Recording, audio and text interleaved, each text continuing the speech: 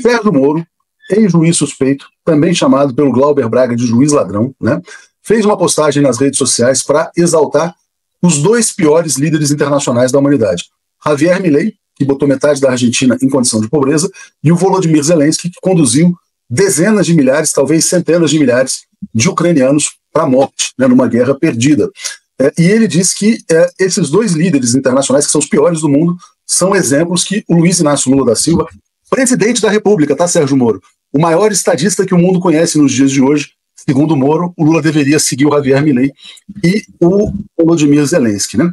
Aí ele escreve assim, ó, contato entre Zelensky e Milei, duas grandes lideranças. Lula poderia aprender algo aqui, mas é inútil esperar. O Moro, né, quer dizer, ele recorrentemente dá provas de ser uma figura limítrofe, não um completo idiota. Mas aí, Joaquim, eu queria colocar para você, né, o Moro foi tratado como herói pela imprensa brasileira. Se dependesse da Globo, o Sérgio Moro poderia ser hoje presidente da República, né? Imagina a catástrofe que seria, né? O Brasil ter na presidência uma figura limítrofe que apoia Javier Milei, que colocou metade dos argentinos em condição de pobreza, e Volodymyr Zelensky, que botou 300 mil ucranianos ou mais, né, na linha de tiro. O Brasil escapou por pouco. Precisamos agradecer todos os dias pela resistência do presidente Lula, que aguentou 580 dias de prisão política, que enfrentou o maior inimigo que o Brasil já conheceu, chamado Sérgio Moro, o maior traidor do país em todos os tempos, que além de tudo mostra a sua completa incompreensão do mundo ao seu redor. O Moro, na verdade, ele é o produto do mesmo movimento que empoderou o Zelensky contra o interesse do seu próprio país e o Milei contra o interesse do seu próprio país. Eles são, de fato, o que você pode chamar de agentes do império. O Moro fez isso, no primeiro momento, destruindo a nossa democracia.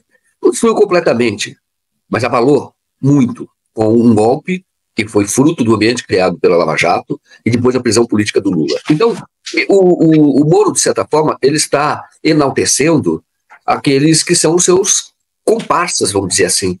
Porque o que ocorreu nos últimos, isso começa muito fortemente, e na verdade é o que começa neste século, viu?